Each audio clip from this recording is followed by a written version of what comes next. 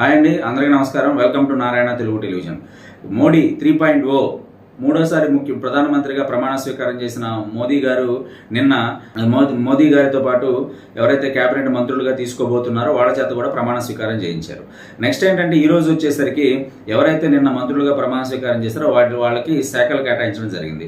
ప్రధానంగా రెండు తెలుగు రాష్ట్రాలు అంటే ఆంధ్రప్రదేశ్ సంబంధించి తెలంగాణకు సంబంధించి ఏంటంటే 5గురికి కేంద్ర కేబినెట్లో స్థానం కల్పించారు. దానిలో ప్రధానంగా ఆంధ్రప్రదేశ్ నుంచి 3, తెలంగాణ నుంచి 2కి అవకాశం కల్పించారు. ఆంధ్రప్రదేశ్లోకి వచ్చేసరికి శ్రీకాకుళం ఎంపీ కింజరపు రామ్మోహన్ నాయుడు గారికి, అదేవిధంగా గుంటూరు ఎంపీ పిమ్మసాని చంద్రశేఖర్ గారికి, అదేవిధంగా నరసాపురం ఎంపీ శ్రీనివాస్ వర్మ గారికి, 3కి ఆంధ్రప్రదేశ్ నుంచి స్థానం కల్పించారు. అదేవిధంగా తెలంగాణ నుంచి కిషన్ రెడ్డి గారికి, బండి సంజయ్ గారికి కేంద్ర కేబినెట్లో స్థానం కల్పించారు.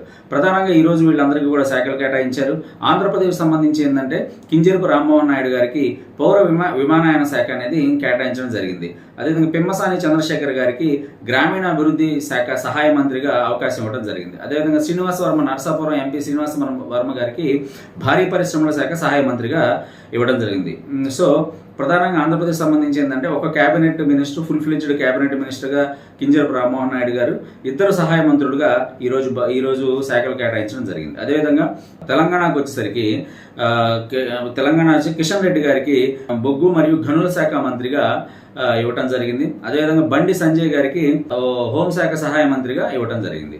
సో ఇవి ప్రధానంగా కేంద్ర ప్రభుత్వం ఈరోజు కేటాయించిన శాఖల వివరాలు. Thank you very much.